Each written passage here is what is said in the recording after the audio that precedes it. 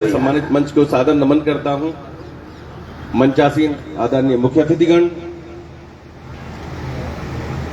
Shri अक्रूरधाम Gopinath foundation के निवर्तमान और नवनिर्वाचित पदाधिकारी तथा सदस्यों, इस दिव्य तुल्य इस पावन धरा पर उपस्थित समाज के वरिष्ठजनों, मातृशक्तियों, युवा साथियों, प्रिय परिवारीजनों, मेरा आप सभी को सादर राधे राधे। मैं आज के इस पावन अवसर की समस्त बीवीएस परिवार की ओर से हार्दिक बधाई और अनंत शुभकामनाएं व्यक्त करता हूं और साथ ही साथ मैं धन्यवाद करता हूं आप सभी के। आप लोगों ने मुझे इस कार्यक्रम में मुख्य वक्ता के रूप में आमंत्रित किया और इस सम्मानित मंच से मेरे भाव आप लोगों के समक्ष रखने का अवसर प्रदान किया। आज का यह पावन अवसर केवल शपथ ग्रहण का समारोह नहीं है, यह पावन अवसर है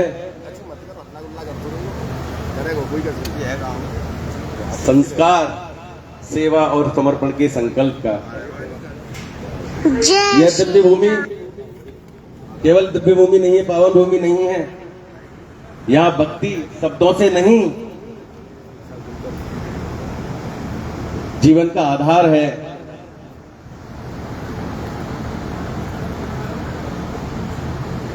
आज हम सब लोग उस पावन धरा पर उपस्थित हुए हैं जहां कण कण में कृष्ण और राधा का वास है, उनकी लीलाएं हैं।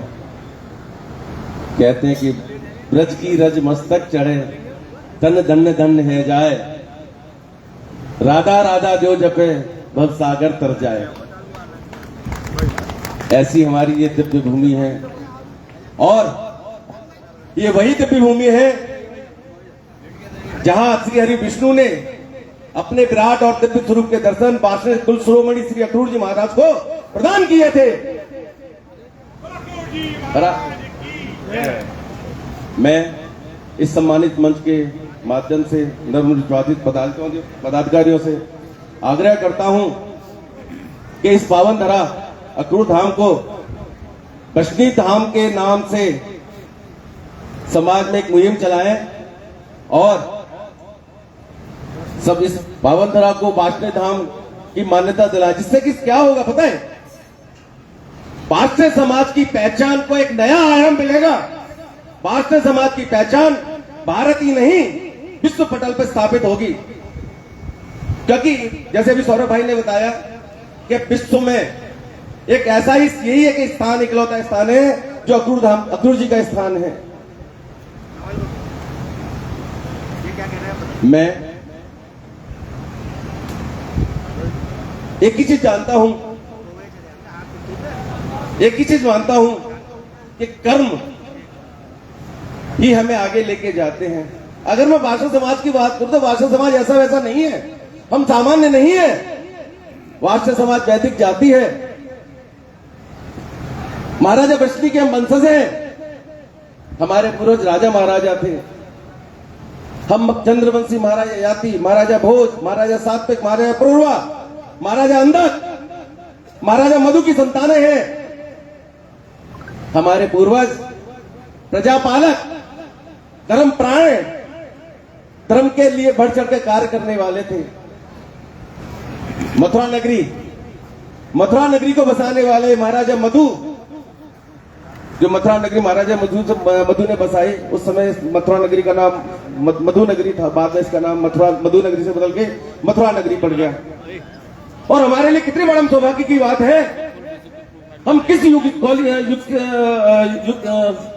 कुल से आते हैं कि प्रभु श्री हरि विष्णु ने अपने 8वें अवतार में वार्ष्णेय समाज में, वार्ष्णेय कुल में जन्म लिया है। और ये मैं नहीं कह रहा, ये हमारे पुराण कह रहे हैं। वार्ष्णेय समाज का वर्णन भगवत गीता के अध्याय 1 के श्लोक 41 में, अध्याय 3 के श्लोक 36 में, अध्याय 10 के श्लोक 37 में वर्णित है। और बात भागवत गीता ही नहीं, विष्णु पुराण, हरिवंश पुराण और महाभारत में भी वार्ष्णेय समाज का वर्णन है। सोचिए हम किस लेगेसी से आते हैं। साथियों, क्या हम कमजोर हैं? कमजोर नहीं है, कमजोरी सिर्फ बिखराव की है। एक व्यक्ति सिर्फ आवाज है और आवाज एकजुट हो जाती है तो वो व्यक्ति आवाज है, शक्ति नहीं महाशक्ति बन जाती है। आज का समाज बहुत तेज है, जो जागरूक है वो आगे है, जो संगठित है वो सुरक्षित है। इसी कार्य को करने के लिए बीवीएस निरंतर कार्य कर रहा है।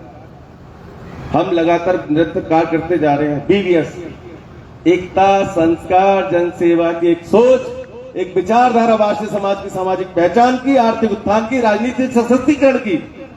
जब एकता होगी तो संस्कार जन्म लेंगे और संस्कार होंगे तो जनसेवा। कोई भी राष्ट्र समाज से बनता है और समाज लोगों से। जिस समाज के लोग जागरूक होंगे, एकजुट होंगे, ना समाज कमजोर होगा ना राष्ट्र। राष्ट्र निर्माण में राष्ट्रीय समाज की निर्णायक और मजबूत भागीदारी सुनिश्चित करना ही बीवीएस राष्ट्रीय संगठन का एकमात्र उद्देश्य है। और हम कह नहीं रहे, हम कर रहे हैं। हम निरंतर हमारी टीमें काम कर रही हैं। अभी हमने अलीगढ़ में भूमि पूजन किया है बीवीएस जन कल्याण केंद्र का। बहुत हमारे डॉक्यूमेंटेशन शुरू हो गए हैं। मे भी शायद नेक्स्ट 10 to 15 डेज हमारे ऑलमोस्ट डॉक्यूमेंट्स कंप्लीट हो जाएंगे और हमारा जनसेवा केंद्र शुरू हो जाएगा। साथ ही साथ हम एक और कार्य शुरू करने जा रहे हैं बीवीएस के बैनर तले, बीवीएस जनगणना केंद्र का। क्योंकि सर बहुत सारे लोग हैं जिनकी जनगणना भी वाले नहीं पहुंच पा रहे हैं, उनकी डेटा नहीं है कंप्लीट हो पा रहा है। तो हमने क्या किया, अलग अलग टीम हमारे अलग अलग शहरों में हम जनगणना केंद्र भी शुरू कर रहे हैं। हम काम कर रहे हैं। देखिए बहुत कुछ चीजें हैं, बहुत सारे मन में विचार हैं। हम किसी को गिराने के लिए नहीं है, हम हमें अधिकार के लिए आगे आ रहे हैं। हम भी चाहते हैं कि हमारे परिवार को, हमारे परिवार को, हमारी आने वाली पीढ़ियों को समान अधिकार मिले, समान अवसर मिले।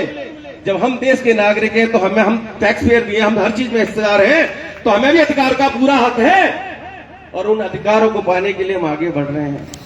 राजनीति करना हमारा उद्देश्य नहीं है, लेकिन राजनीति करने से अगर हमें अधिकार मिले तो राजनीति करना आवश्यक है। हम राजनीति किसी लिए कर रहे हैं। साथियों, आप मेरे बड़े हैं, आदरणीय हैं, मैं आप लोगों से बहुत कुछ सीखा हूं। मैं अनजान हूं, नादान हूं, अज्ञानी हूं, आप लोग ज्ञानी हैं। आप लोगों के मार्गदर्शन के बगैर कुछ नहीं होगा। आप लोगों की राह पे चल के ही आगे चीजें हो पाएंगी। एक और चीज, राष्ट्रीय समाज का हम बीवीएस के बैनर पर एक और मुहिम लेके चल रहे हैं, या तो आरक्षण की पूर्ण समाप्ति या राष्ट्रीय समाज को भी आरक्षण का अधिकार। जब तक हम सिस्टम का हिस्सा नहीं बनेंगे, जब तक हम सिस्टम में भागीदारी नहीं निभाएंगे, तब तक कुछ नहीं होगा। साथियों, कहने को बहुत कुछ है, लेकिन क्योंकि समय बहुत कम है, वक्ता बहुत सारे हैं, केवल 2 लाइनों से अपनी बातों को खत्म करूंगा। क्या हार में क्या जीत में किंचित नहीं भयभीत हो, कर्तव्य पथ पर जो मिले यह भी सही वह भी सही। भारत माता की। बोले गुरु जी महाराज।